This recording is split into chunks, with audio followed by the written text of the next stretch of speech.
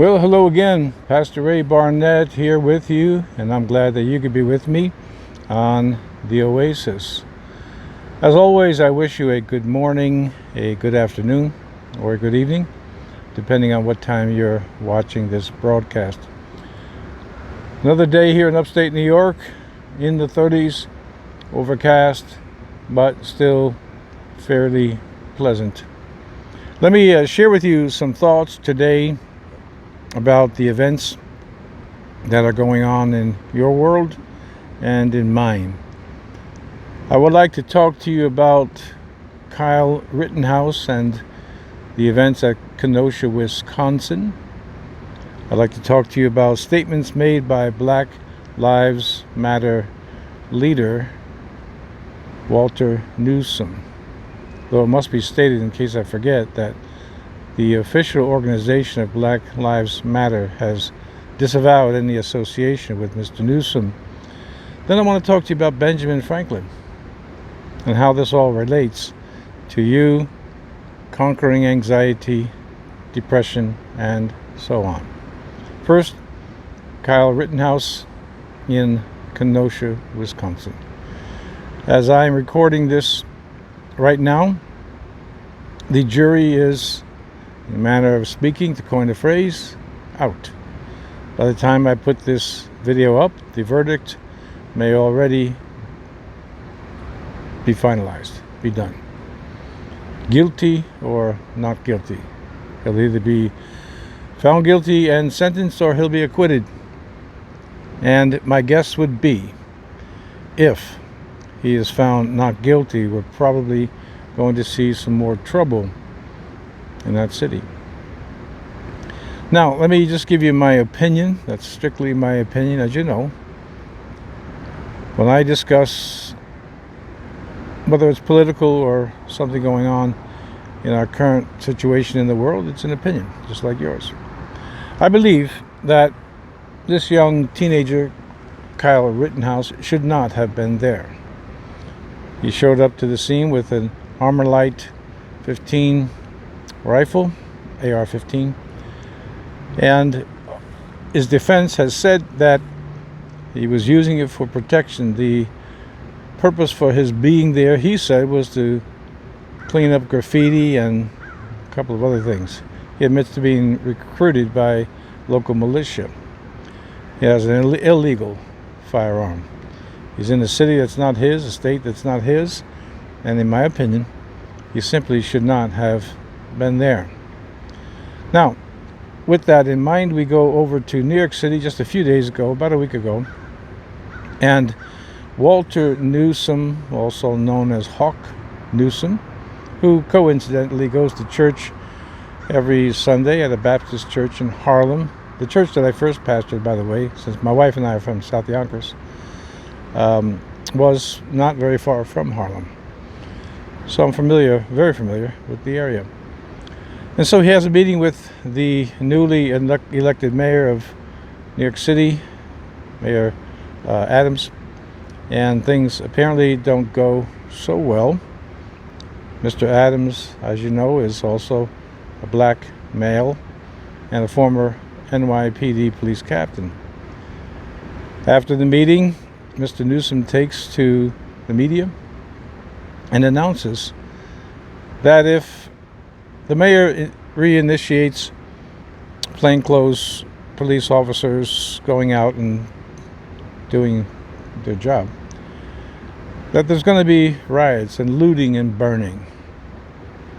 In fairness to Mr. Newsome, he did state that he wasn't threatening, but saying that this was going to be the natural reaction of people. So what do we have? And of course, this is just two small examples of things going on all over our country and, of course, around the world. Now, my opinion about Kyle Rittenhouse is that he just shouldn't have been there. And again, the jury will decide his guilt or his innocence based on what information they have. The statements of Mr. Newsome, well, I think if you're in a theater and you're calling fire, fire, fire, and the place empties out, and then you tried to argue that I was just saying that, it could be a fire. Now, it's a little sketchy to me, but I will give him the benefit of the doubt. So simply don't know. I must just say, and it is my opinion now, yours may differ, that it sounded like a threat. But he says, no, he was just saying this is what's going to happen. Now, how does that relate to Benjamin Franklin?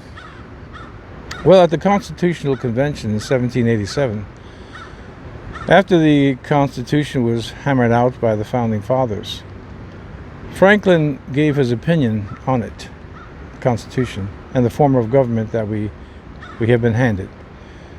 He stated that he wasn't sure that this was the best form of government or that it would work. He opined that it might work well for a while until the people became so corrupted that they would have no other choice but to have a despotic government. Those are the words. It's paraphrased, but it's the words of Benjamin Franklin. In his view, he obviously understood human nature. What we have with Carl Rittenhouse and his unfortunate situation, and shot 3 people, 2 are dead. And what we have with Mr. Newsome, and then it goes on and on and on, is human nature. The desire to retaliate. The desire for justice, even if it means that we hurt people. For instance, in Kenosha, there was $2 million, I believe, of damage to city property, about $50 million done to businesses, many of them black-owned businesses, by the riots. Franklin had the insight, similar to what Martin Luther King Jr. once said, that if we don't, this is a paraphrase again, if we don't begin to get along as brothers, then we're all going to perish as fools. Franklin could see that if the people were unruly and lawless, there would be no option but to have despotic government. Now, many of you are subscribed to this channel, if not the majority of you, because you're looking for answers to anxiety and panic attacks and depressions and so on. And the reason I bring these current events to your attention is to remind you, or to inform you if you don't know. Well, it's really the obvious. We have an outer environment here. I'm sitting down by the lazy river here. It's a little brook that we have. And my outer environment is very, very peaceful. So what does that do? It initiates a calmness and a peace in me. I don't feel any threats. I'm happy. But we live in a world that is becoming more lawless, more chaotic, and that affects your inner environment. Now here's the thing. What we see with man is not altogether bad. I mean, the history of mankind, it's not altogether bad when we're looking for peace. But if man is not at peace inside himself, then you're going to still have problems outside. Not in nature, but in city life and communities and so on. Okay, you say again, well, how's this relating to me? Because you, just like me and everybody else, we are positioned in the environment. We are positioned in, here in America, I know some of you watch from different countries, we are positioned here in America and find ourselves in a situation where we are constantly being bombarded with these type of things all the time, every day. And what that is doing to you, and it does it to me too, I mean, I'm tempted, is it arouses your anger, or it arouses your fear, or your desire for revenge, and so on and so forth. What you need to do, now obviously you want to be informed about what's going on in the world. And that's why I bring these events to you. Not that you don't already know them, but you want to be informed in this life about what's going on around you. And that's a good thing. That's an intelligent thing. But if you let all of that creep inside of you, start to get into your brain or into your mind, and you become angry, and that anger is just being fed by the media, and you become fearful, and that fear is being accented and augmented by the media, your symptoms that you have are going to increase. There's no doubt about that. Your depression will worsen. Your anxiety levels will become heightened. It's going to get worse. So what you have to do as an intelligent being is to be informed of the news. And remember, my presumption is that the great majority of you are watching. I say majority because I know some of you have written and expressed that you're not a Christian, which is fine. But I'm speaking to those of you who are professing Christians. We must pray. We must pray that God gives us a third great awakening, which here in America, we've had historically in the 18th century and in the 19th century. Christ is the answer. Remember that Jesus said, "Blessed are the peacemakers." Well, in my own view, that's very difficult to do if you don't have peace inside your own self. In other words, these events that are outside of us, whether it's Kenosha, Wisconsin, or statements made by politicians and activists and preachers, anybody, it's going to affect us unless we stand still, unless you make a stand and say, look, I'm informed and I'm going to go to prayer. I'm going to pray for these people. I'm going to pray for our country. And that's your first line of offense. The second is that you must not let these things creep into your mind and put down their roots so that the anxieties that you have are increased. I think I mentioned to you, I'm not sure, I did do one show on the vaccination, and some come to me and ask for my opinion. And so I give them my opinion. However, I have a good friend, a close friend of mine, who almost daily asks me about my opinion. And I have given it to him several times over, and he's not really looking for that answer. He's not looking for that. He wants to debate about his rights and what have you. And at that point, there's really nothing I can do to help him. I'm not sure that he really wants help, just wants to talk, that's fine. And he does suffer from depression, by the way. He's not aware of it. I've caught him many times crying. So here we go. There's a difference between information and understanding, or information and real knowledge of how to control yourself, how to be able to be informed about world events and events of our country and events of your community, and not let them seep into your character, into your mind, keep you constantly tense. As you know, tenseness in the muscles produces great pressure on the nervous system, and then you have a myriad number of symptoms that at any moment you can have. We've discussed this at length.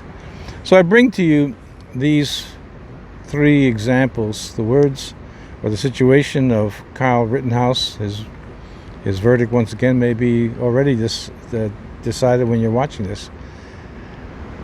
The words of Walter Newsome, and what he says was just an observation. This is how people are going to react, but most have taken it as a threat. And then the words of Benjamin Franklin, who had the foresight or the insight to see that if people continue to be corrupted, then there will be no alternative but for a despotic government. But none of these things, again, I'm speaking under the assumption that you're a professing Christian, none of these things must disturb you. You say, how? That's impossible. It's not impossible. It's very possible to be intelligent, to be informed, to be a part of the solution and not part of the problem. And the best thing that you could do, which is a win-win, is be at peace inside yourself. Get rid of your symptoms of anxiety and depression, and then you're actually a better citizen and in a better position to help your country and your family and your community and so on. Don't let these things upset you, because the Bible tells us, Jesus told us, that in the last days these things would happen and they're happening with more and more frequency. So let me pray for you today that God will give you peace on the inside so that whatever is happening on the outside doesn't disturb you too much. Father, I pray for my friends once again. I ask you to help them to have peace. We all want to be informed and we all want to be intelligent, but we cannot take part in these events that lead us to have more symptoms, more anxiety, more hatred, more anger, and more fear. And God, I just ask you to help my friends. So many faithfully watch this broadcast. Give them the insight, give them the knowledge of how to be able to stay at peace, because you said, Jesus, you said, peace I leave you, my peace I give unto you. In the world you will have tribulation, but be of good cheer. I have overcome the world. All right, that's enough for today. Keep those words of Jesus in mind. I give you peace. In the world you're going to have tribulation, but be of good cheer. I have overcome the world. Once again, I invite you to subscribe to the channel if you're interested in this type of content. We'd love to have you. As always, I say, if you want to just audit these things and don't want to subscribe, that's fine. That's all right. But if you do subscribe, make sure you hit the notification bell so you know when. For instance, yesterday I didn't upload a video. So you know when, which is pretty much the same time, middle of the afternoon every day, I upload a video for you. All right, so subscribe, hit the notification button. As always, I appreciate a thumbs up, and I've told you in times past, you disagree with the content, you can give me a thumbs down. I'm good either way, and mainly because I'm confident in whom I have believed, in Jesus Christ. God bless you, and I hope with God's help, I'll see you again here tomorrow on the Oasis. God bless.